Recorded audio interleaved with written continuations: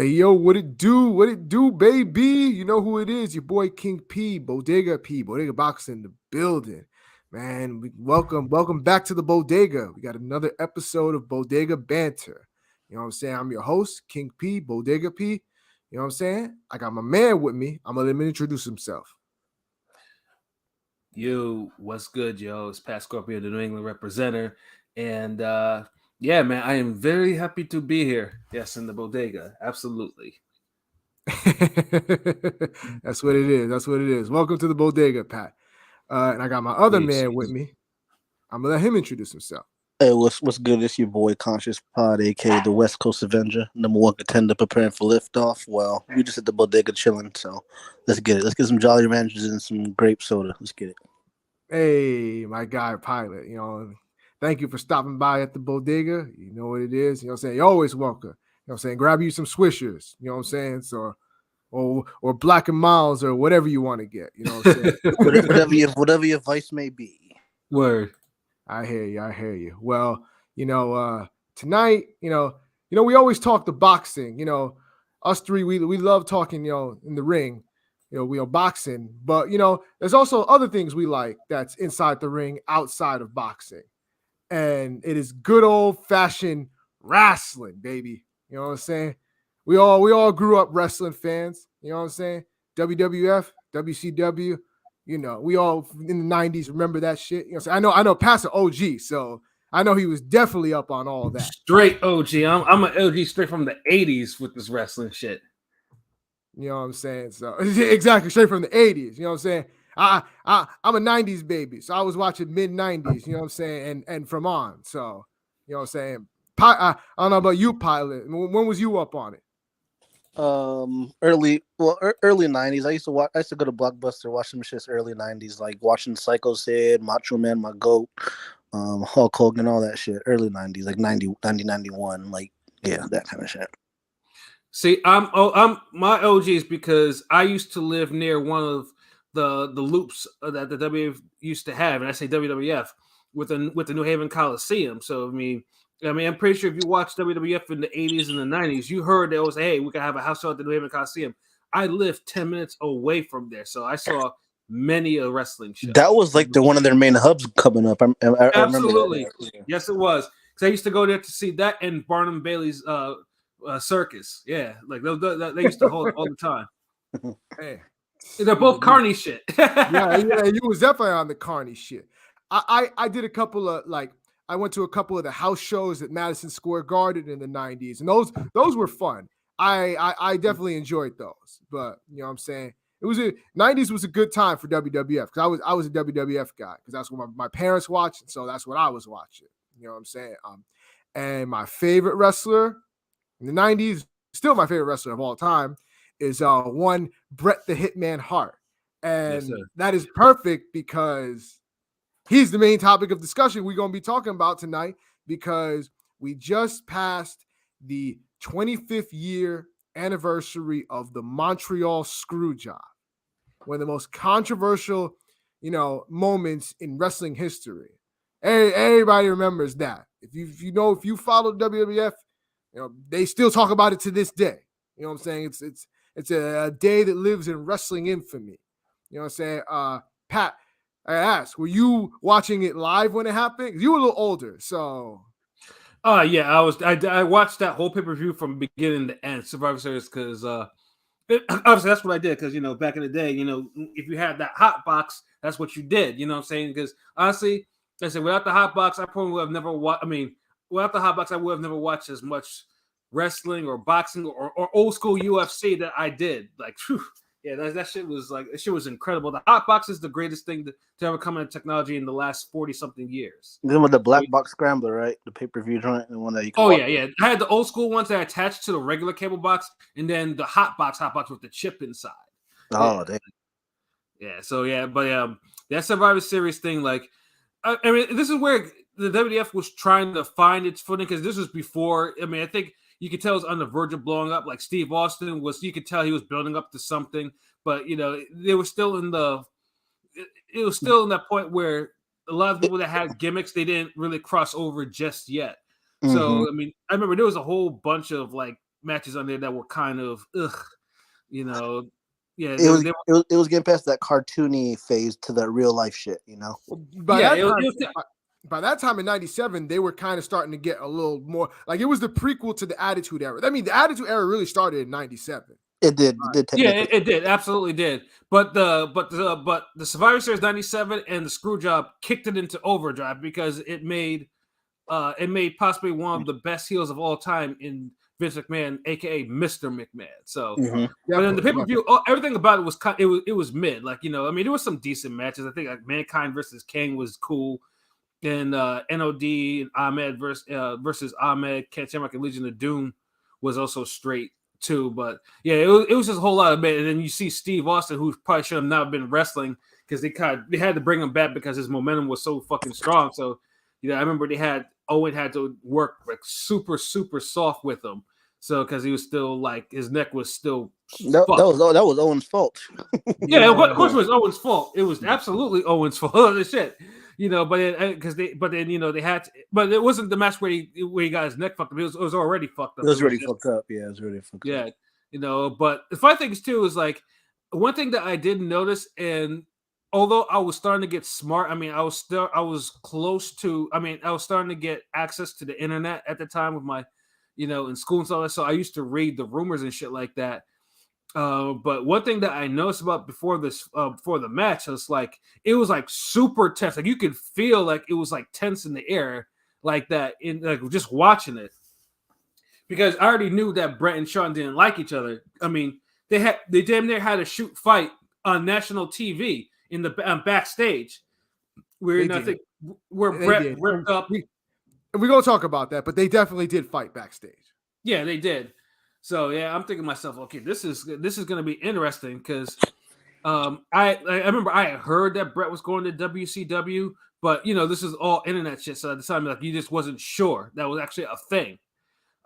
They mentioned it, but you know, I realized how's he gonna go to WCW if he's still like champion? You know, this is how my mind was working back then with wrestling. So it's like, so yeah, it was. And the funny thing is too, the match was fine. Like, I mean, it wasn't like they didn't go through the motions or anything like that.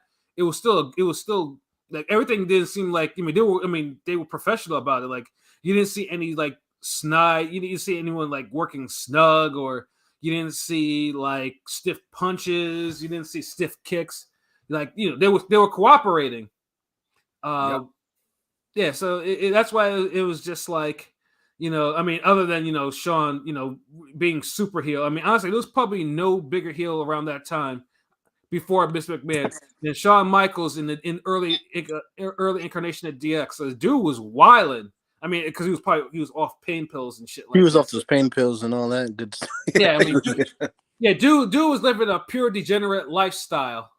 That's why he was in Generation X. Man was I mean, he was living his gimmick. Like, bro was just falling apart.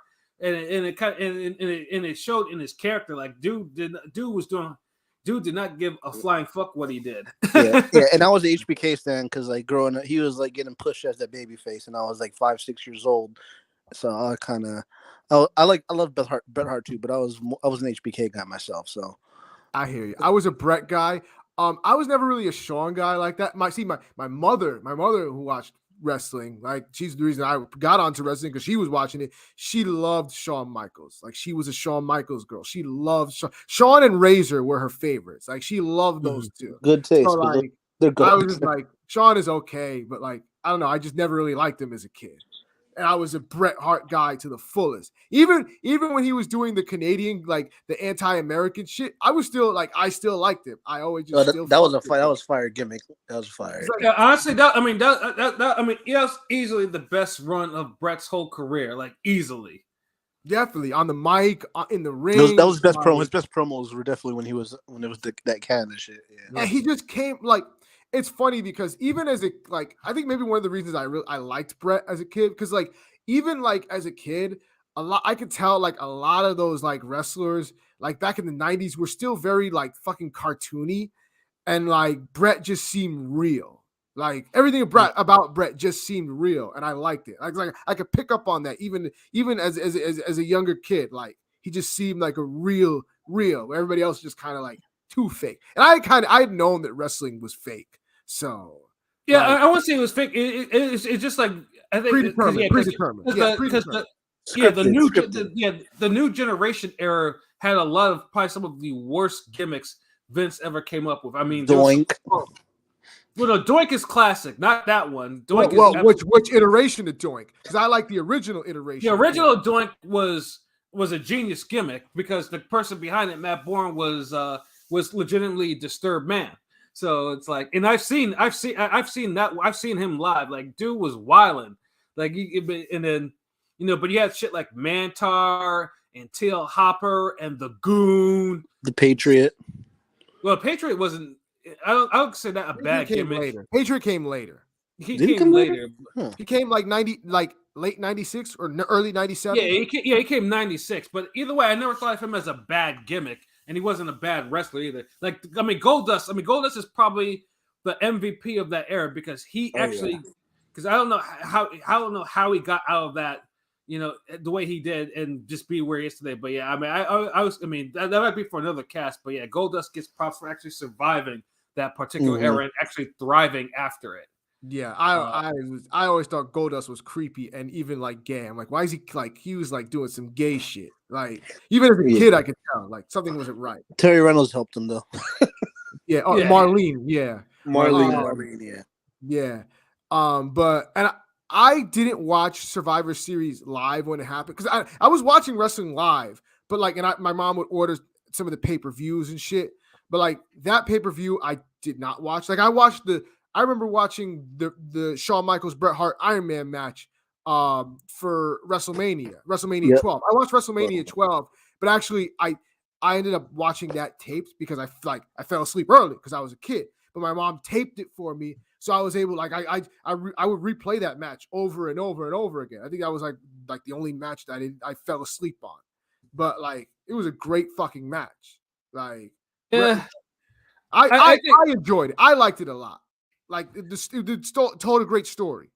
I mean, considering the other Iron Man matches that happened before, and considering that there are other matches that they've had, I've never. I mean, that one I think I've always thought it was a little overrated, especially just the way it was fucking booked. Like you tell me that they wrestled. They couldn't find any way to actually get a couple of falls. Like I've seen some great Iron Man matches like fucking like Steamboat and Rick Rude, and even Rock and Triple H. And those are two of the best booked Iron matches I've seen in that particular era. And then you talk about these guys could come up with at least get a fall within the 60 minutes and the OT shit. Like it was just, yeah. I mean, it kind of took away from the match a little bit to me. That was HBK's boyhood dream angle, right? When he finally, that was also the first Iron Man match I saw. I never saw an Iron Man match before that because I was a little younger. So I think I'm right. Yeah, probably the same. Yeah, probably the same. Yeah. Yeah, so I mean, that's why I don't really hold that Iron Man match up to a high standard. I mean, yeah, they worked it well. It wasn't bad, but it was just like it was kind of horseshit to not get a fall within 60 minutes. Like, get out of here. Like, no. Like, I mean, but I understood. They're just because Bret and Shawn did not like each other. They both had egos. Like, that belt was like a tug of war between them for all those years. I felt like, of power and especially because there were different generations. Bret was. I mean, they put the title on Bret because Bret was not roided up like some of the past WWF champions, and he was sound and he was getting good reactions international wise. And he was around for a while too. Bret was around like 87, 88 when he was around for a good minute. Yeah, well, probably even more than that. I think like 86, 87. Bret's like 84. WWF though, but probably 87. No, he was because I'm trying to remember the year because he bought out the Calgary. Vince bought out the Calgary Stampede from Stu Hart. I don't remember when I thought it was like 85, 86. Bret's been in because it was at least 84, 85. Like he was in the WF by the time for a long time. Yeah, as a tag team guy, Hart Foundation is still one of the best tag teams of all time. Yes, sir. Rest in peace, Jim Anvil Neidhart. Yep. Yeah. A great Intercontinental Champion too. Bret Hart was before he got then he got his run with the big belt. So and You know, so honestly, looking back at it, it's kind of they fucked him over with the first way he won The first Yokozuna title shit. reign. Yokozuna. So the first title reign, they kind of fucked him over with because they didn't even have it live. He won it on a house show against on a Ric house Flair. show off On a Ric house show, Flair. right? On a house show, Like, yeah. His crowning achievement was done on a house show. Like that's kind of fucked up, honestly. That is pretty fucked up. Yeah. Was that against Bob Backlund or No, that was Ric against Flair. Ric Flair. That was Ric Ric Flair. Flair? Was Ric Flair, yeah, but he lost it to Bob Backlund or some shit, right? That was the second. No, that wasn't that reign. That was the second reign, I believe. Second reign, yeah. Yeah, that was the second one. Yeah, it was the second reign. So then he won it against Diesel. So like Bret was always the champion that like was the consistent, reliable guy that like Vince wanted to like push his guys, but when they didn't work out, he would always just go back to Bret. He'd always fall back on Bret, yeah. Yeah.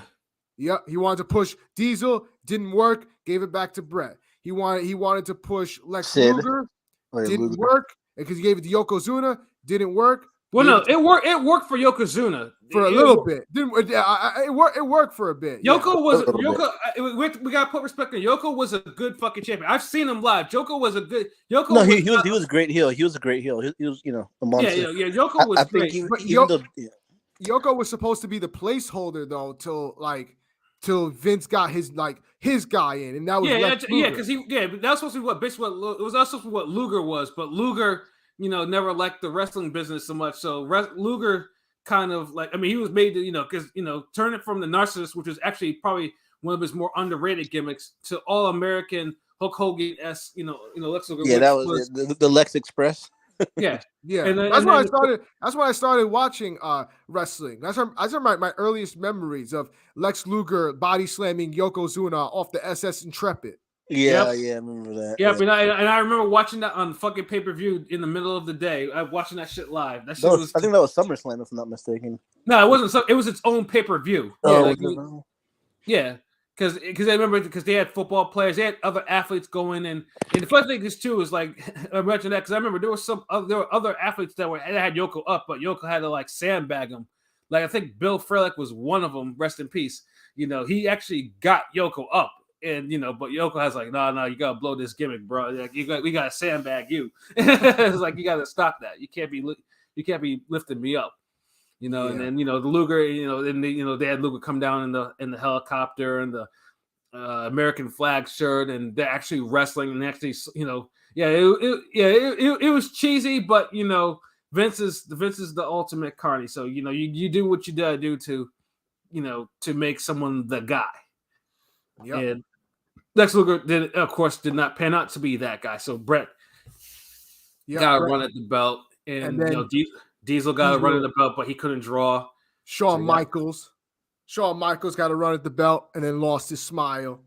Oh yeah, of course. Yeah. How about wasn't Sid Justice around that time? I mean, I think he should be a Hall of Famer. And Sid got the belt too. To me, Sid is the best big man. He should be in the Hall of Fame. I mean, even though it's WWE I don't want to say, he was the best. I fucked with Sid. I wouldn't call him the best big man, but he was definitely. He was my favorite. He was a beast to me. I liked Sid too. I was a Vader guy. I liked Vader. Big Ben Vader. Yeah, Sid in that period, Sid's last full-time stint, that was a godly stint for him. Like, dude was super over. Like, because I remember, because I watched Survivor Series '96, and I like I said, New York. I don't know what it is about New Yorkers and a big roided out redneck from Arkansas. Yeah, they went. I mean that entrance is probably one of the most legendary entrances I've ever seen. Dude was out here giving pounds and talking about who's the man. And everyone's the man. Like, you are. You're the man. That was only not original, but that was like a modern day double turn because HBK was the face, supposed to be the face in that shit. He was supposed to be, and they tried. And the funny thing is too is they tried. I mean, he had Jose Lothario with him, and then that finish where Sid hits Lothario with the camera, and people were not booing. That was the funny things too. It was like the Vader shit where. Like they tried to get him with Vader, and then Shawn was being unprofessional, and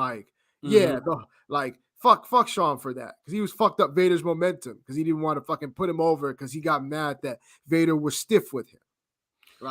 Which of course that's how he worked back then. But Shawn was not a guy that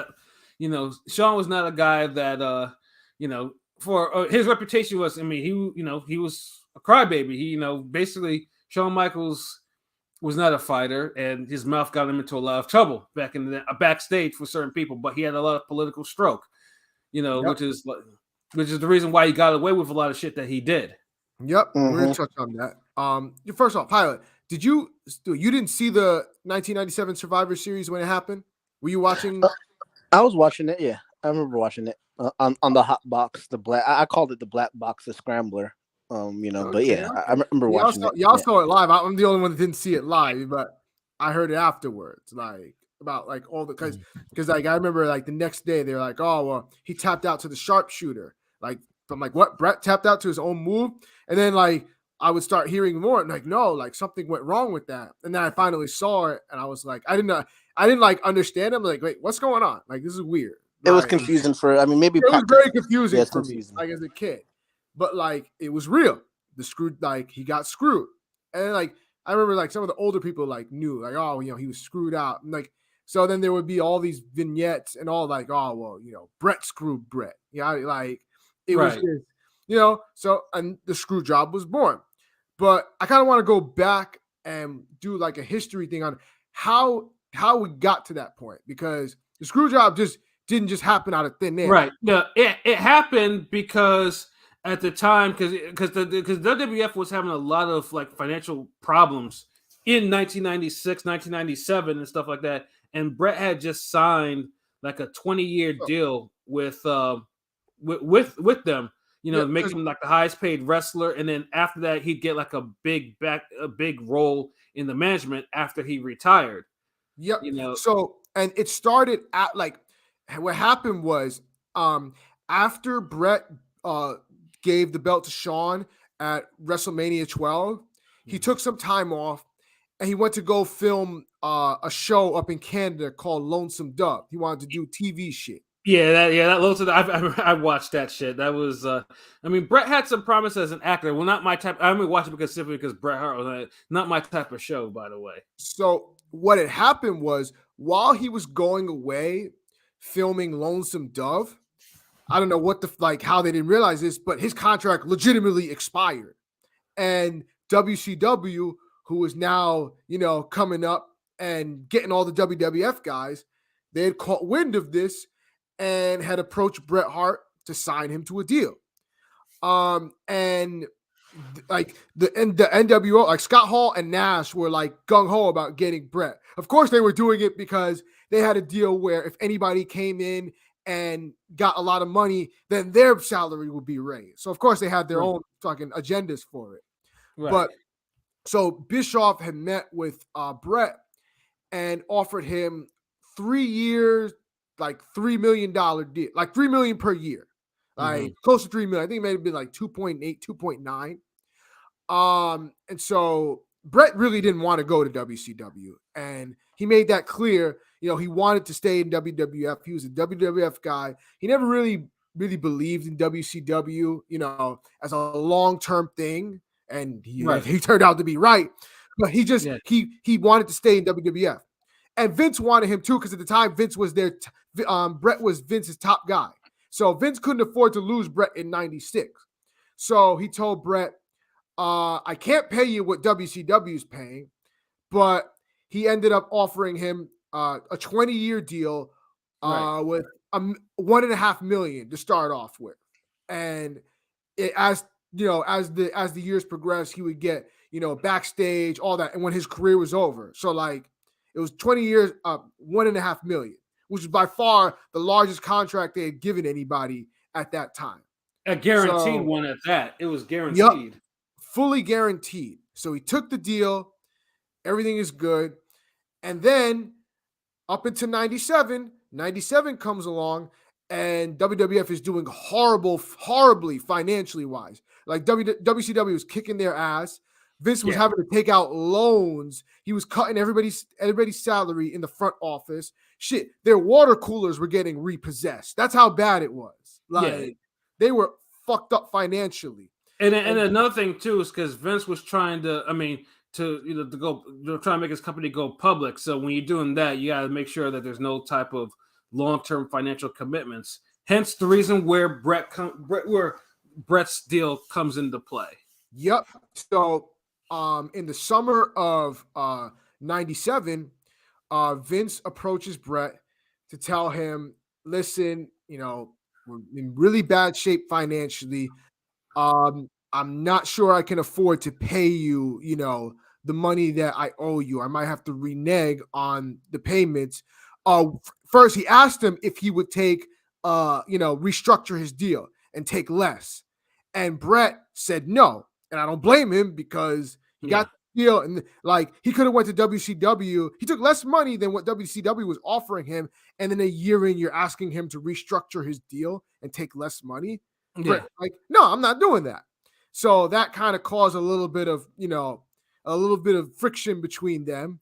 And Vince was like, listen, I'll try to uphold my end and honor your contract, but I can't really pay you. If you want, I can go and see if I can help you get a deal with WCW. Go talk to WCW and see if that deal is still on the table. What's going on, Victor? True King B. Yep, it's true. He reneged on the payment, and he said, "Listen, go to WCW, see if I can get see if you can get that deal." And so he did. Like he went to Eric and worked to see if he can get a deal. Yeah, you got $3 million from because WCW at that time was just handing out big money contracts, which is I think it was like the second time around was less than the first time around. So I think the first one might have been like 3 million, and then this one was like 2.8 million. So like it was less, but it was still a hell of a chunk of money, a decent amount of coin. Yeah, exactly. And so Bret's mulling it over.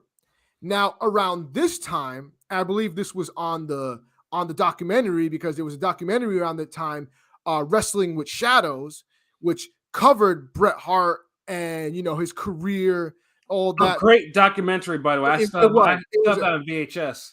It's a great documentary. Like that was excellent. I still watch it sometimes here because it's still online. And like they followed Bret Hart, and he would talk about that. Like it covered all of his time, him being a heel, like how he felt, like his little like outside of wrestling, and like those some of those things were caught on the tape. And yeah, because I mean, one thing that he wasn't a big fan of was obviously because the storylines were getting more adult, and even though I mean it was still like for the best part, Bret didn't like swearing and doing all the doing adult things, and he especially didn't like Shawn Michaels doing what the fuck he was doing with the Generation X. Yep. So he was still like at the time he still was mulling the deal. Like he wasn't committal because he really wanted to stay with WWF, but if they weren't going to pay him, they weren't going to pay him enough. Yeah. So so here's the thing, and this isn't talked about enough. People like this I don't know why this kind of goes under the radar when people talk about everything, but sometime at the end of September or I think early October, Vince had actually walked up to Vince had walked up to Bret and told him, I'm actually in better, shape financially, so we can actually afford to pay you after all. They had done some changes and like they raised the pay-per because they were doing those in your house pay-per-views. And so they started to do even more of them and then raise the price up. I think they raised the price up to like $30. Yeah, back then it was yeah. So I think it was originally $19.99 and then it went up to $30, if I remember correctly. Yeah, that was for the suckers. Yeah. So, but like that change, them running more pay-per-views and then raising the price, that was actually kind of enough for them to go from in the red to in the black. Like they weren't making money like that. They weren't in the green or anywhere near the green, but they were still in better shape. So they could afford to pay Bret. And Vince even said, listen, we can, if you want to take the deal, take it. But if you want to stay, we can pay you. So that's a little monkey wrench right there. That I don't know why people don't talk about that. But either way, he mulled it over and he went up to Vince and was like, listen, what are your plans for me? Listen, I don't care about the money. You know what I'm saying? I want to stay, but I just need to know, what do you have planned for me and all of that. And nobody knows exactly what Vince told him, but from what it was said, he wasn't really wooing him, or it made it seem like he didn't really have much for him. He made it clear Stone Cold was going to be the guy. And at that time, anybody that was watching knew that Stone Cold was going to be the guy. It was I mean, I think everyone knew. And Bret, I mean, I and personally, I don't think Bret cared about that part. Bret co-signed Steve and wanted to work with him when he came back from his hiatus in late '96 because he saw the talent. Without Bret, honestly, without that Bret feud, I mean, Stone Cold wouldn't have been where he was. Survivor, because their match at Survivor Series '96, and especially at the following WrestleMania 13, is some of the best fucking matches I've ever seen. Especially WrestleMania 13. Good Lord, I mean, I loved those promos like leading up to Survivor Series. I ain't no sexy boy. Yeah, I ain't no sexy boy. I don't dance, son. Don't dance, son. You put an S in front of Hitman. That's what he is. Yeah, you put the S in front of Hitman, and you have my exact opinion on Bret Hart. That was such see, that's what I'm saying. That's what it needs to. This is one of those things where it was, honestly, that's like a mess. Cause like honestly, today's wrestlers need to watch the Bret and Steve Austin rivalry to show not only how to build yourself up, but also how to also work a match and how to actually get, actually see what a double turn really look, a legitimate double turn. Yeah. The in-ring psychology. Even Ken Sherman. That I Quit match is one of my favorite wrestling matches of all time. That was it was insane, and that was the highlight of a lackluster WrestleMania, like one of the really terrible WrestleMania. Yeah. Honestly, that's the only match on that WrestleMania to me that's still watchable. That and the Chicago Street Fight was watchable still. Was that the one where The Rock's dad came out and shit? Yeah. I think that's The Rock's first WrestleMania. That was his first WrestleMania, and it was a terrible match. The Rock had a long way to go by then. Like he still had promise, and they were pushing him, but you could tell he had a bit to go. But that wasn't going to stop them from trying to push him. No, right, exactly. But so he knew that Austin was going to be the guy, and that was fine. But it was like he wasn't like wooing him. He didn't like. It made it seem like he didn't have really anything set for Bret. Right. And if he's like, you know what, if I'm just going to be in no man's land, I might as well just take the deal. Looking back at it, and this is just my opinion, I'm going to be completely honest, and like this is just kind of me, like kind of spitballing things, and like, but. You know what I believe? I believe that he intentionally, I believe that by that time, Vince didn't want Bret anymore. And he intentionally like didn't try to woo him because I think secretly he wanted him gone. And I'll tell you why. Because of the structure of everything. Because I think he had buyer's remorse of the one, I think he realized that he felt Bret wasn't worth the $1.5 million that he was paying him. Never mind the years. And plus, like, you had some of the other wrestlers, like, never mind Austin. Austin was going to make more than that. Like, we all know that he was destined to make way more and be the star if everything went right. But at the same time, you had guys like Undertaker, who I think at the time, Undertaker was making like $800,000 a year. And Shawn signed his deal before the money came. So he was only making like $500,000 a year.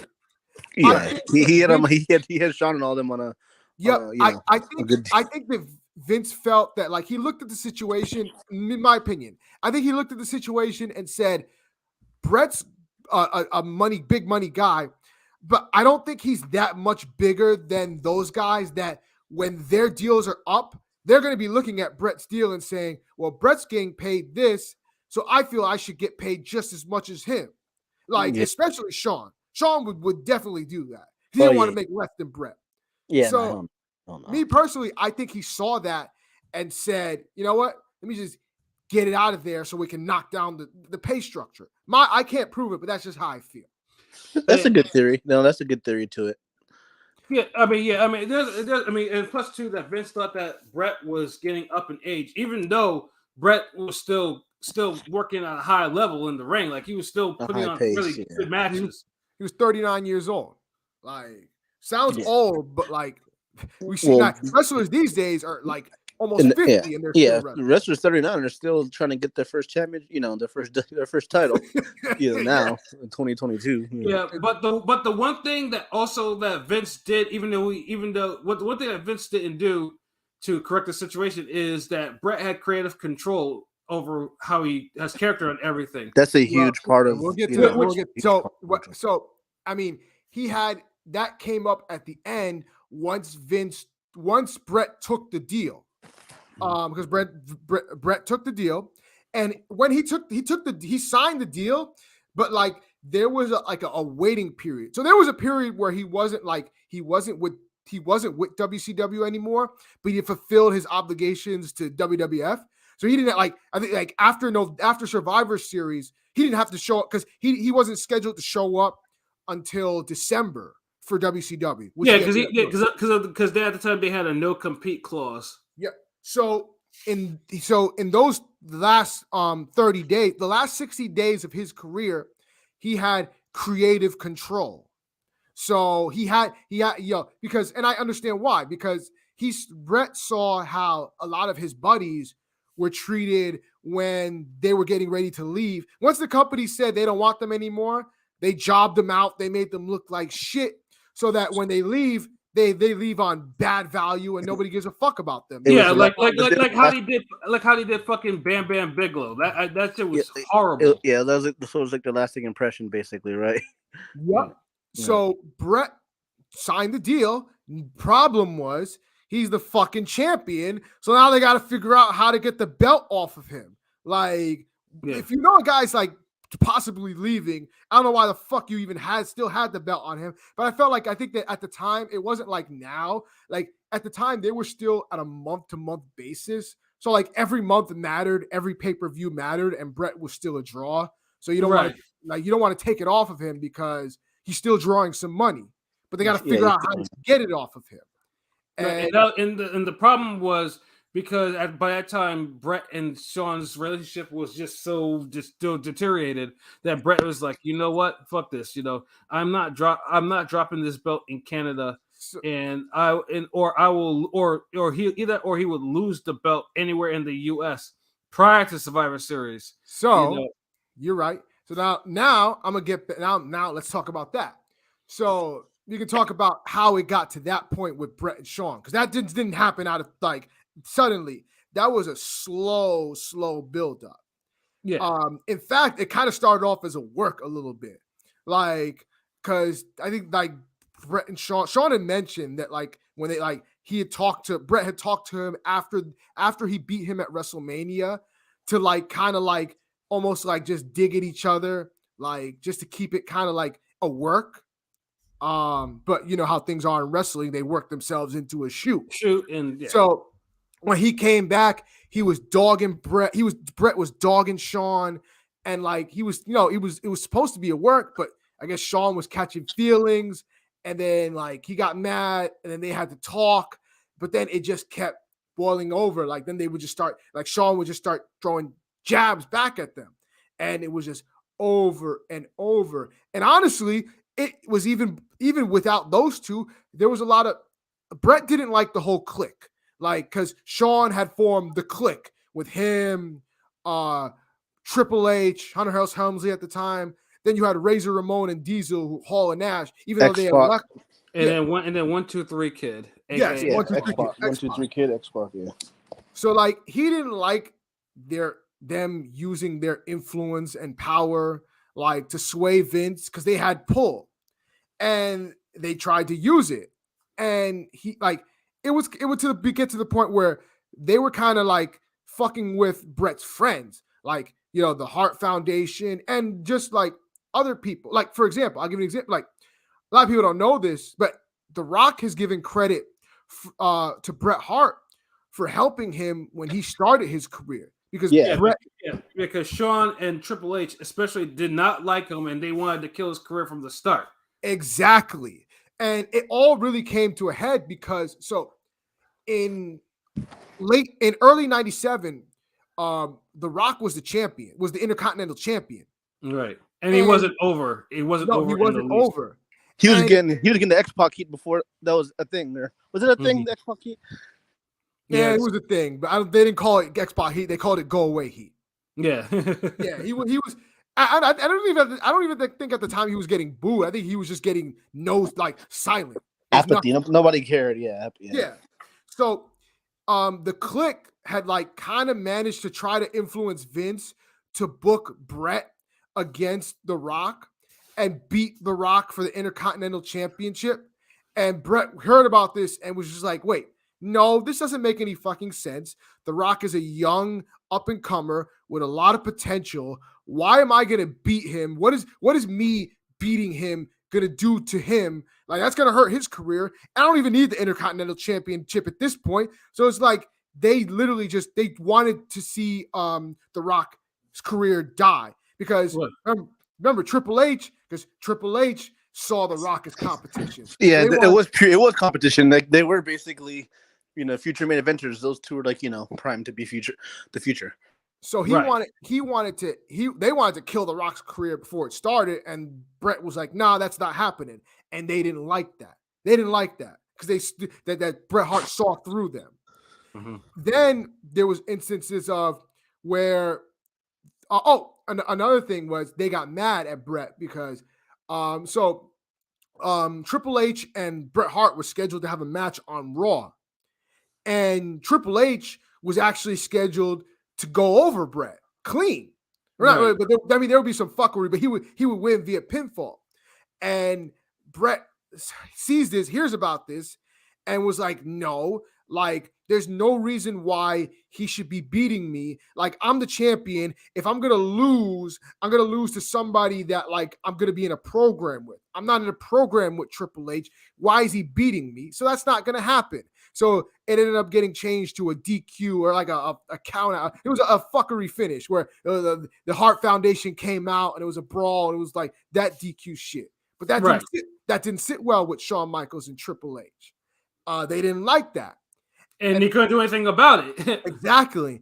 And then there was an instance of and I even forgot about a lot of Bret still had a lot of bad blood towards Shawn because he felt that, because according to Bret, WrestleMania 13 was originally supposed to be a rematch of Bret and Shawn, and this time Shawn was supposed to put over Bret, so Bret was going to get his win back, but Shawn Michaels had lost his smile beforehand with a knee injury, and he faked it. And do you know what? And do you know what's fucked up about that? I remember too, because I still remember the interview, because Shawn went into the ring, his knee, no brace or nothing. He went up to the top rope and did a fucking backflip and landed on his feet with no problem. So people were like, "There's no way he was fucking hurt," and Bret knew it too. Yeah. So that caused a lot of tension. He was like, "Well, also this motherfucker don't want to put me over again." Shit like that. And then before, there was an instance where Shawn and British Bulldog were scheduled to have a match. I believe it was at SummerSlam, or I think it was at SummerSlam, or whichever pay-per-view was at, because there was a pay-per-view in the UK in '97. What was that shit called again? I know, because it was over the European belt. Yes, it was over the European belt. But British Bulldog was scheduled to win that match. Yeah, of course. Yeah, because he's from there, and plus Shawn was around that time was reportedly bragging, "Oh, I don't do jobs to anybody." So they were gonna throw the British Bulldog a bone and let him win, let him keep the title, and go over Shawn, and so Shawn could just calm down with the "I don't do jobs to anybody." And the fucked up part was, British Bulldog was supposed to win because leading up to it, he was doing interviews and shit, and he was dedicating the match to his sister who was dying of cancer. So if you're dedicating a match to your sister, I'm pretty sure you're going over. So the week of, they ended up changing it, and Shawn Michaels ended up going over British Bulldog, won the European title, and didn't even do shit with it. He just carried it, never defended it, never did anything with it until later in the year. Triple H, right? It was Triple H. Yeah, where he just laid down to Triple H on some finger poke of doom. Yeah, that was so trash. Yeah, Well, also, real quick, drop my memory. Didn't he have the European title in the Bad Blood? Didn't he have that title for the when he was going to in the Hell in the Cell, the first one, or not the first one, but against Undertaker, Kane's debut? Didn't he have the European title then? I don't think he had. No. Didn't he have the world heavyweight belt by then? The WWF belt. I think there was no. I don't think he had the world title. No. Actually, no. You're right. No, because Hell in Cell '97. No, Bret was the champion. Yeah, it was right before. That was Bad Blood. That was Bad Blood. Yeah, that was to get that was basically the casket match. I'm getting that was basically to get the title. That was like a number one contender shot. Yeah, but I think that was right before the European in '97. I think. Yeah, but like because I was thinking of the casket match because that happened later and that was for the WWF title. Yeah, but like so. Bret Hart and the Hart Foundation was fuming at that, how they did the British Bulldog. Mm-hmm. And like, there was just between that, and then there was just a war of words. And then it got to the point where, and the tipping point was Shawn Michaels' Sunny Days. Yeah. He basically, he implied that Bret had an affair and all that was Sunny, which wasn't true at the time. And that was the reason why they had to fight in the backstage because Bret had to beat his ass and pull his hair out. Yes. Yeah, and supposedly, like he ripped out some of Shawn's hair. Shawn took the hair and went to the office and like slammed it on Vince's desk. It was like, "This is an unsafe working environment. I'm gonna sue."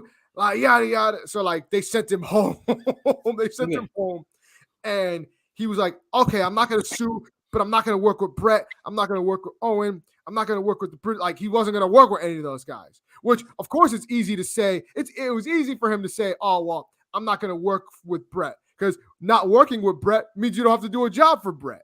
Yeah.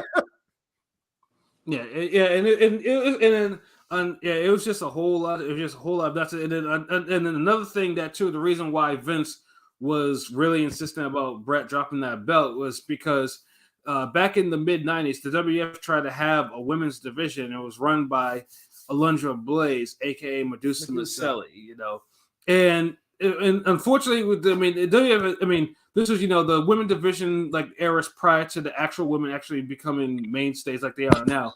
It was usually they had a champion and then they had a bunch of contenders. And Alundra Blaze and truthfully, Alundra Blaze was outworking some of the men on the roster. Like her matches were crazy. Worker of her time. Yeah, like she like during that time she was crazy, but Vince didn't renew her contract when it expired, and she still had the belt on her. So when she went on to Nitro, and Medusa reverted back to her Medusa gimmick and took the women's belt and put it in the garbage, which did two things. I mean, first of all, it embarrassed Vince, and second of all, it probably killed Medusa's career to actually come back to WWF because Vince is not to this day. I don't think she's ever come back yet. She came back. She went into the Hall of Fame and all that. Oh yeah, that's what she did. But it was under that's what she did. They mended the fences and all of that. But that also created a huge lawsuit because like they sued the shit out of WCW for that. So like. There was a lot of and they had already sued him before because of the Scott Hall and Kevin Nash and gimmick infringement and all of that. Right. So that was just added a whole nother lawsuit to that. So like Vince was worried about that, but eventually, so Vince comes up to Bret and was like, you're gonna drop the belt to Shawn, and so Bret, goes to Shawn, takes him, has a conversation with him, says, listen, I heard we're going to be working together. I know we've had our issues, but I just want to let you know you're good with me. I'm not going to hurt you. I'm going to be, going to be safe. Everything's going to be good. I have no problem putting you over. We're good. And Shawn replies by saying, thank you, Bret. I appreciate that. But just let you know that if the shoe was on the other foot, I would not do the same for you. And walked off. And Bret hears this and it's just like, you know what? Fuck this guy. Now I'm not going to put you over. So he said, listen, I'm not putting Shawn over until he shows some respect or puts me over first. But now it's in a situation where like they need to get the title off of him. So then now go leading up to Survivor Series is all this like talk and like just discussions of how to get the match in because they want the belt off of Bret. How does Bret go over? How does Shawn go over? They pitch all of these ways to try to get the belt so that Bret doesn't go to WCW because he didn't want Bischoff announcing the next day that, oh, we signed the WWF champion because then it makes them look bad. Right. So, and like they came up with all these ideas. Apparently, one of these ideas was, which a lot of people don't talk about, because Vince tries to make it seem like Bret just didn't want to do the job. Like he wanted to leave with the belt. That he didn't want to, just lose the belt. And it was never about losing the belt. He never had an issue with losing the belt. In fact, he even said, I'll lose it to anybody else. I'll lose it to Stone Cold. I'll lose it to The Undertaker. I'll lose it to the fucking Brooklyn Brawler. Like, yeah. Yes, he said, I will lose it to the Brooklyn Brawler. Like, come on now. It's like, you can't say that he don't want to give up the belt when he says he'll lose to the fucking Brooklyn Brawler. Like, so apparently, though, Vince actually, one of the ideas that Vince had was, and of course, this was the best idea, but of course it didn't work, was he went to Bret and was like, okay, what if Shawn puts you over clean at Survivor Series? Pins you pin him clean. Would you put him over the next day on Raw? And he said, yeah, absolutely. So then when he pitches it to Shawn, Triple H is with him, and they have a hissy fit, and Triple H is like, no, fuck that. He's leaving. You can't put him over. So, like, that was dead in the water. So now they got to keep going back with all these ideas of how to lose the title, how to get it off. Bret's plan was, and Bret pitched the idea of, let's just go out there. We'll have a schmaz. It'll end in all types of fuckery. Factions will come out. It'll be a DQ fight off, and just end it like that. And then the next day on Raw, I'll come on and say, I don't want to, I'm an embarrassment and I don't deserve to be champion, and just give up the belt and walk off.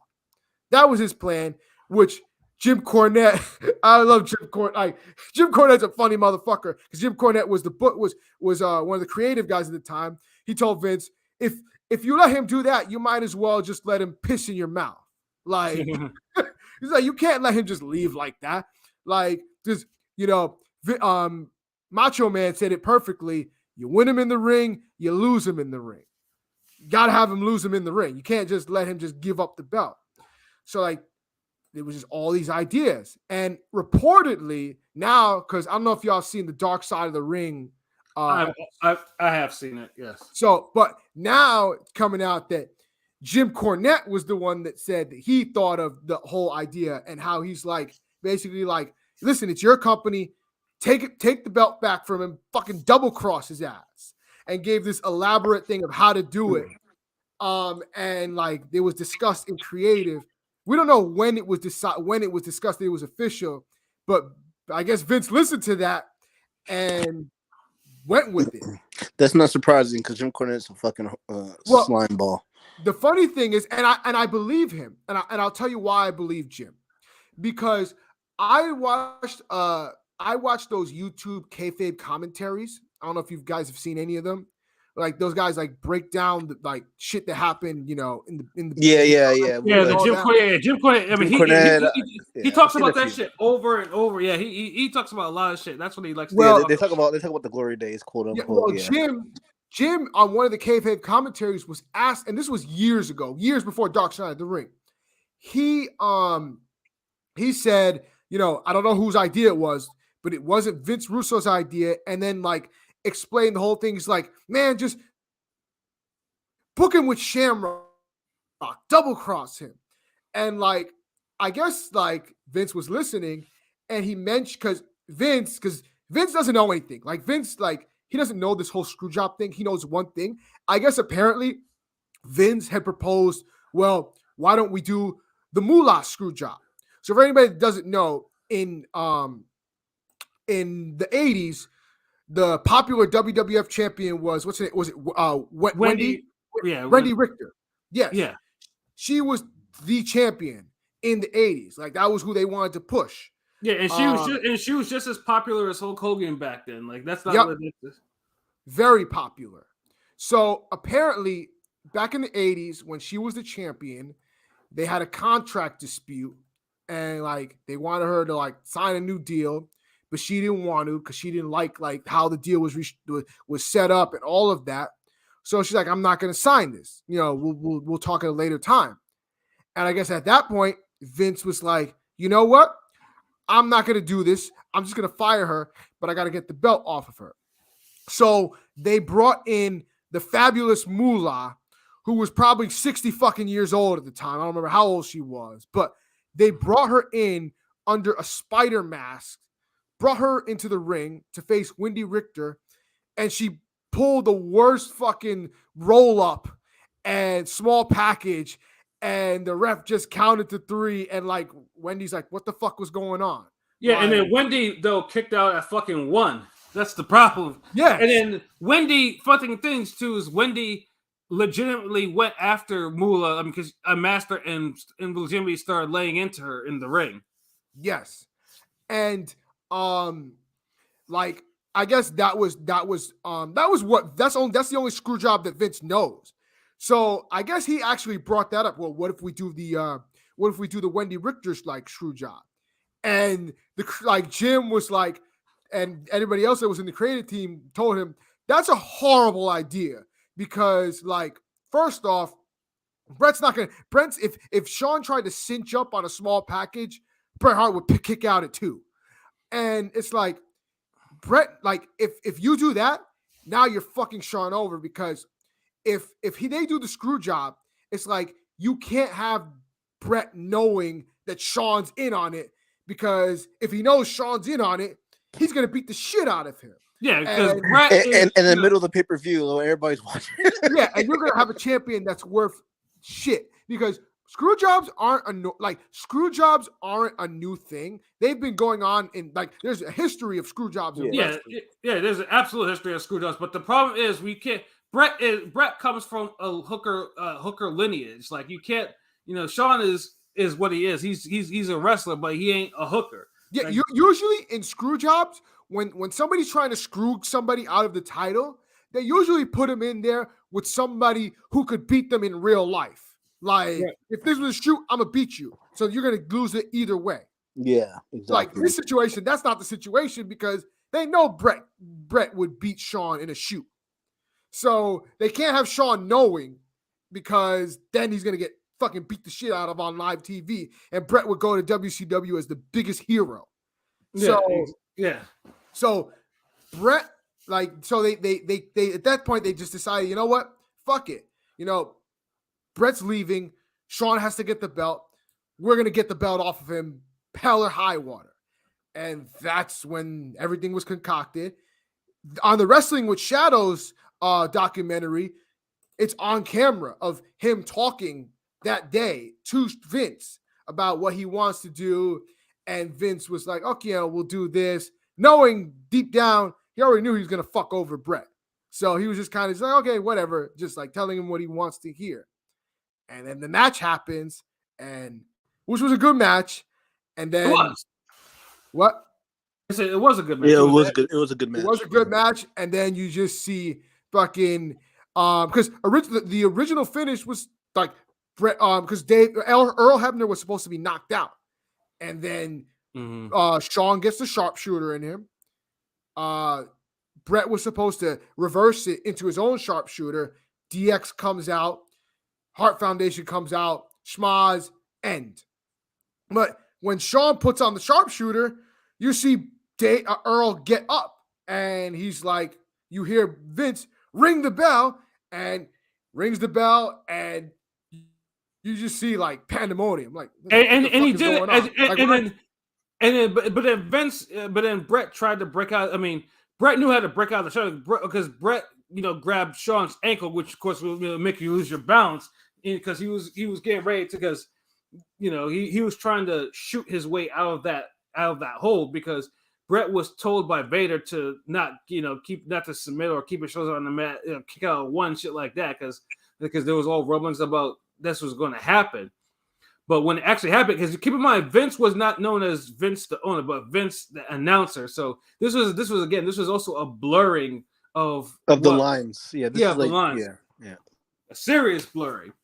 Because why is Vince the announcer telling people to ring, tell Earl Hebner to ring the bell? Like, why is he? Yeah, so that's just where a lot of shit just kind of went cuckoo. Like, Sean, of course, had to play that he didn't know what was going on. Yeah, he ran off, trying to run off with the belt. Yeah, basically he's saying that because like I said, as P said, if Bret had any inclination that Sean was in on it, Sean would have gotten his ass whooped in front of millions. In fact, if on the Wrestling with Shadows documentary, he's in the back. Bret's like, Did you know anything about this, Sean? Sean's like, I swear, I had no idea. Like, he was watching. That was Shawn Michaels' best acting job. Yeah, like him and Triple H, they were all on it. And the funny thing is too, is because those two hightailed it out there were reportedly the fans caught up to them and were fucking beating them up outside of the fucking arena. That was in Canada, no? Yeah, this was in Canada. Yeah, that's what. Yeah, it was in Canada. It was in Montreal. That's the crazy. The Montreal Screwjob pilot. Yeah. They were getting assaulted by fans. Like fans were kind of pissed at both of them because they weren't kind of. They were hella pissed off. Yeah. And then I'm sitting there watching. It's like, what the fuck happened? And then you see Bret spit at Vince. And then after and then Bret writes WCW with his finger. Yeah, and this guy in the area, he wrote WCW. Yeah. But, so it's funny because a lot of people, one of the people was, rest in peace, Scott Hall. Scott Hall was like, oh, that's a work because why would he put WCW on pay-per-view? Vince would never let him do that. Not realizing that was actually caught on Wrestling with Shadows. Like the only reason we saw that was because of Wrestling with Shadows, because they didn't show that on the WWE broadcast. Right. Broadcast, yeah. So he was they cut that off before before anything got out of control. Obviously, I'm thinking to myself like, man, like I can't wait to watch Raw the next day to see what's going on. Did he punch? I always forget. Bret, did he punch Triple H or did he punch Vince? He punched Vince. It was Vince, yeah. No, he punched Vince. So what happened was the Undertaker saw what happened and stormed out and slammed on Vince's office because Vince was hiding in his office. And he was like, what the fuck did you do that for? Listen, you need to talk to him right now. And so everybody, he got Vince to go out and talk to Bret, go into the locker room. Undertaker kicked everybody out that didn't have anything to do with the event, with their match. So it was just Bret, and I think Anvil was in there. And he's like trying to tell, Bret why he did what he did, all of that. And he's like, you left me no choice. And Bret was just like, listen, I'm going to go take a shower. If you're still here when I get back, when I put on my clothes, I'm punching you. I'll beat the shit out you. And he took his shower, came out, laced up his boots, and just went and just punched Vince. Yeah, knocked him out with one shot. Yeah. Yep. But like, although I don't remember, I don't know if how he did it because like, I don't know if Bret kind of fabricated a little bit. Because he was like, I hit him with an uppercut. He said that on the Dark Side. Vince had a black eye and everything. All intents and purposes, he had a black eye. Yeah, he had a black eye, so it was like he had to have punched him in the face, not with an uppercut. Unless I don't know. You can get a black eye from an uppercut. Uppercut to the eye does. No, I know, but unless he was like he made it seem like he uppercutted him on the chin, and like his chin went up and he went flying in the air. I don't know. Either way, Vince got the hands put on him. Right. And I guess they said, which is stupid for him to even say, Jerry Briscoe, who was one of the office guys, was like, you owe him at least one. He'll get one shot and one shot only. And then this motherfucker, Vince, then goes on later, was like, I let him have that shot, a free shot. You know what I'm saying? If I didn't, things would have been different. Like, Vince, nobody wants to hear you think that you could beat the champion on, like, you're exposing your own business right there. I don't really realize, how stupid you sound. You're exposing your own business and you're, being nonsensical. But he was going on TV trying to be the baby face. Like he really thought he was the baby face in this situation. Right. Bret screwed Bret, yeah, and nobody was buying it. Like he was getting booed every week when he was going to announce tables. Like, no, you're a fucking asshole. You screwed Bret. And so they ran with it. And that's why the Montreal Screwjob is one of the most pivotal moments in WWF history at that time, because if the Screwjob doesn't happen, we might not get Mr. McMahon. And yeah, Austin doesn't blow up. It's just like, there was so many falls for different things. Like, unfortunately, it pretty much ended the careers of British Bulldog and Jim the Anvil Neidhart, who I think were able to. I think they were let out of their contracts. Owen, however, could not be let out of his contract. Didn't Bulldog come back? He did come back. Yeah, but like I said, but that literally, that was the end of their careers, literally. Like Neidhart was never in like Bulldog. He came back, but he came back a shell of himself. Well, do you know how he fucked himself up, right? Yeah, because drugs, back injury, take your pick. Yeah. Well, but you know, like the reason why British Bulldog ended up in the shape that he was in was because he was on the pay-per-view on WCW where I don't remember if it was a pay-per-view or it was on Nitro where Ultimate Warrior debuted. And they had a trap door. Yeah, he got slammed onto it. He got slammed on the trap door. That fucked up his back. He was that's why I said that was literally the end of his career. Like he came back, but he was roided. He couldn't do anything anymore. Yeah. Yeah. It was weird seeing him without the bulldog, without the British tights, because he came back with like long, just black pants. And that was weird. Yeah, I remember that. Yeah. He was just super roided though. But the back injury like pretty much because killed his everything. He killed his physical ability. He was a good worker. Yeah, even though he was a good worker before that. I was never a Bulldog fan. I was. Yeah, no, Bulldog was good, but in the roids and the drugs eventually got the best of him. I mean, that man was on roids his whole. That man was on drugs his whole career. Yeah, super. Yeah, he was on roids. Yeah, he was roided up. Like, yeah, I mean that's why his heart gave out at 39. So it's like, yeah, he was super roided up. But yeah, like that ended. It pretty much ended his career. Owen's career. Owen never really regained any. His chapter is sadder than everyone else's because I ordered that pay-per-view. Yeah, I didn't watch it. That. Yeah, I also did not. I did not watch a pay-per-view either. I think that was probably the rare one I did not watch. I ordered it and I was just like, it was so surreal. Yeah. Rest in peace. Yeah, I forgot the reason why I didn't watch it. All I know is that I remember I went to my bus stop this morning and I was because I have a local store and I remember seeing on New York Times wrestler Owen Hart dead at 34 and I was like, what the fuck did I miss? And then I think my best friend when I met up with him he because he had watched it and he told me like literally everything that happened and I was like, no fucking way. And then Raw's Owen is literally one of the saddest things I've ever watched in wrestling. That episode, it's pretty good. Yeah, but in that, but it also too, Karma cut up to Shawn Michaels because he got his belt, and of course Shawn Michaels was burning the candle at both ends, and then he goes into Royal Rumble '98 with the Undertaker and takes. That was the casket match, P. That's the casket match. I know that was the casket match. Yeah, he takes a bump on the edge of the casket, which ruptured a couple of his vertebrae in his back. That, but that pretty much he had to retire. But he was supposed to do the job on the way to Steve Austin. In the case he didn't want to do it, and then Undertaker made him. Taker's like, yeah, if you don't job, you're gonna get beat. I'm gonna beat your ass like how Bret should. Well, he was in the back taping up his fist, ready in case Shawn didn't do the job. In gorilla position, yep. And pretty much no one was going to stop him either. Like, nobody was. That was going to happen because Taker. Taker. One thing the Taker always let Shawn know that he was bigger than him. So it was like, yeah, like you could, you try pulling any of that shit with me, you're going to get your ass beat. Yeah, which is why you never hear any of them trying anything with Taker. Like nobody ever tried shit with Mustard Mark.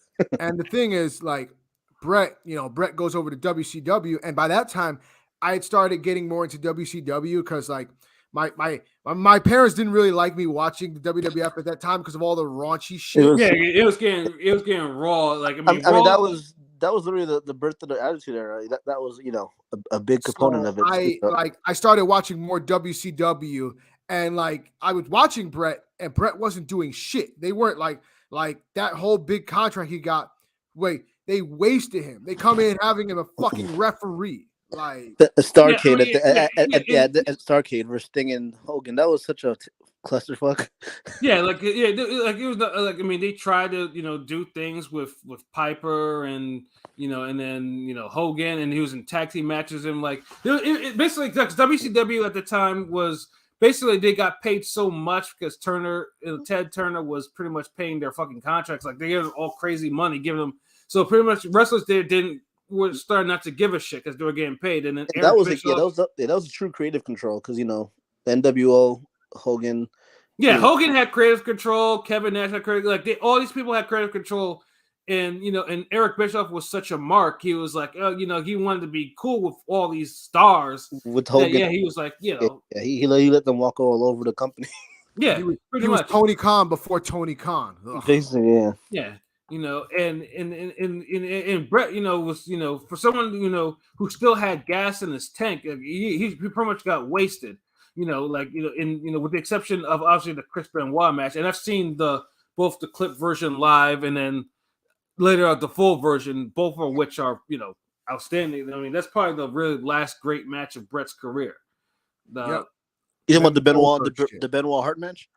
Yeah. Yeah, because it was a clip because that was after Owen passed away, and then the non-clip version, which was like it was a great fucking match, but it was just awful that he was just wasted with and being in all this bullshit, like these angles that didn't go nowhere. It was like, did he ever win the title? He had he won the title. He won the title. It was like a transitional reign. He won it twice. Yeah. But they were the most lackluster reigns. They weren't shit.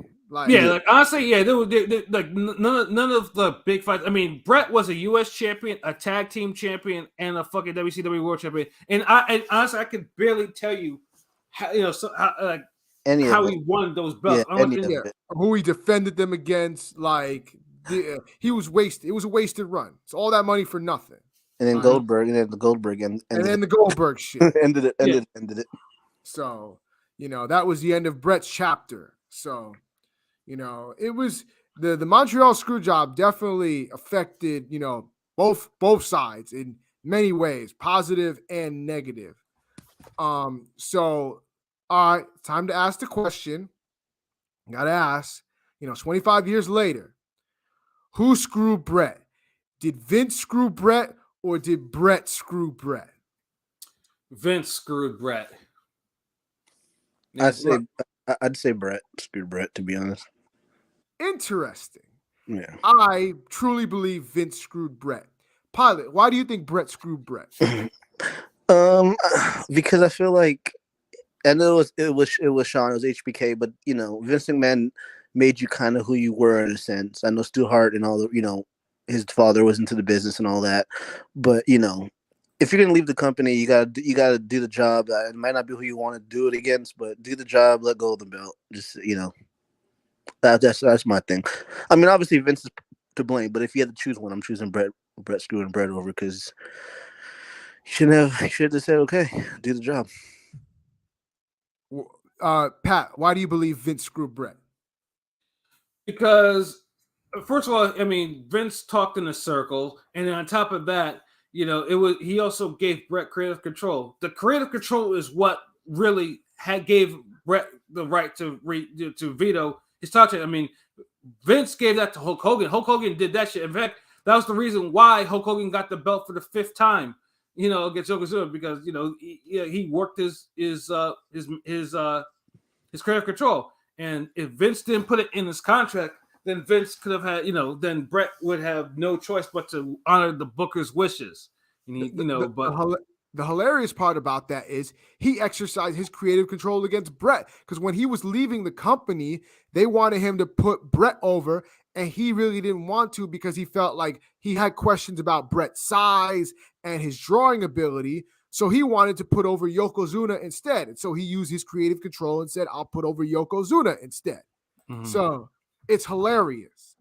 Yeah.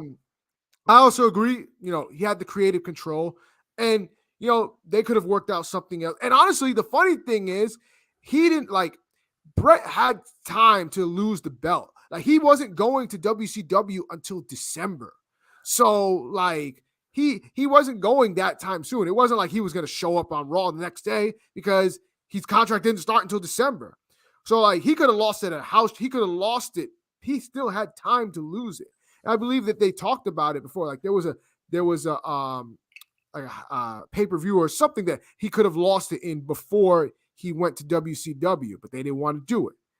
But there was it wasn't like, I understand Vince's point that he felt like, Bischoff, he was afraid of Bischoff, but he had him in legal fees all the time. So Bischoff couldn't say anything.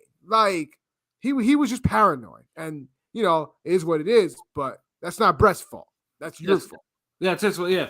So I mean, Vince could easily nip this on the bud, but it basically it was just carny nature that let things carny nature, and he listen to the wrong people, and he had things done in legal writing, that kind of contradicted what he wanted to do, and it got into a situation instead of actually trying to work with his actual champion. He decided to, he decided to just to screw him out of the belt, and that's the reason why we have it. And the funny thing too is it's always funny to me when people say, "Oh, this was all work." No, I mean, granted, Vince is a carny of the highest order, and I'm pretty sure he would love to think that everything was a work, but no, I mean, there's too many things there's too many variables in this whole thing that had to, to say that it was a work, because that shit was too fucking good to be a work. Works don't come off that good. That's like elite level acting. For that, if that's a work, it's elite level acting, and it's wrestling is not that good. They're not good actors. I mean, they get it. They get it. Every once in a while, or something like that. Once in a while, something of a shoot nature. It works out in a way that we can do a work shoot out of this, or we can work it into an angle, and of course, I mean, and that's what the fallout of Montreal. That's the biggest fallout of Montreal Screwjob is. It ushered in the Attitude Era. It did. Facts. Yeah, it gave Steve Austin a foil. Steve Austin was on the rise when he got there. It gave him an absolute foil, and that. The rest is history. Yes. So I mean, yeah, the screw job is like I said. I mean, yeah, I mean, if you want to call it work, you might be the biggest mark. That's some Mark shit for anybody that thinks that's a fucking work. I don't have time for people like that. They're probably the same people that think the Earth is flat. So come on now, that's not a fucking work. People are just stupid. Yeah, so I'm just when somebody, because I've had people say, that's a work. It's the greatest work of all time. I'm put the crack down, motherfucker. It's not a fucking work. But yeah, people are gonna believe what they want to believe. So it is what it is. But ultimately, it ended. I hate that Bret got done in like that. But ultimately, it led to the rise of Stone Cold. And shout out to Shuttleworth. It's a work of art. But yeah, no, it was definitely not a work. It's bullshit. But people are gonna think what they want to think. So I think that wraps it up for tonight. I think we had a nice little hour talk of wrestling. You know what I'm saying? Always love it. Love 90s. I could talk 90s wrestling all day. I can talk 80s wrestling too. Yeah, like I said, yeah, I'm an OG wrestling fan, man. So yeah, the screw job is just it's damn 25 fucking years, and I can just remember sitting in my parents' living room watching this shit on. We still have the big old school wooden TV and shit in our living room. So with the hot box, I'm like, God damn, it's it seems like it's only yesterday, and now you see how all the players now what they are. We know Bret, unfortunately, had the stroke, and Shawn looks like Shawn's older. Like drugs got the best of him. Bret, the stroke got the best of him. Owen, British Bulldog, Jim Neidhart no longer there. Triple H is done in by heart problems. You know, it's he can't wrestle again. Yeah, he's running the company. He don't need to wrestle again. He's running the company. But he was still, he was still making an appearance. Vince. Vince is looking older. Vince got Mr. Me Too, no clips. He got taken out the paint. The woman took him out the paint. You know what I'm saying? Finally, he was on the remix to Mr. Me Too. Yeah, eventually the carny ways caught up to the law enforcement. When you're a carny in wrestling, you're a carny for life, and that's for better or for worse. Right. Thanks. So, but I think that wraps it up for about now. So I think we had a good 90s wrestling talk. Great talking about the screw job, making me feel old because I feel old now with this shit. So I feel super old. If you're old, I feel super old. Watch it. Yeah. But I think that about wraps it up. So final thoughts, Pilot. Final thoughts. Yeah, I love talking 90s wrestling, 90s in general. Like, when we talked about Coolio, I mean, it sounds like some old head babble now, but the 90s was truly a grateful time to live in, But I don't got much to say, Shouts out to everybody listening. Shouts out to Ringing Radio. Shouts out to, LB in the comments. We see you. And that's all I got. You know what it is. Ringing Radio. Yes. Pat, final thoughts.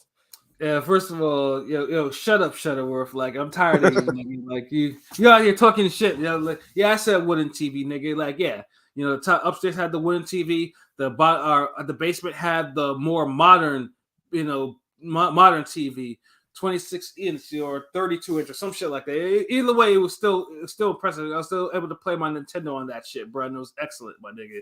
So, anyways, the 90s wrestling, like I said, so it's like, because like I said, I was a huge wrestling fan such back then. And the fun thing is too, is like being a wrestling fan when as a teenager back then, it was kind of looked down upon until the Attitude Era. The Attitude Era made wrestling cool because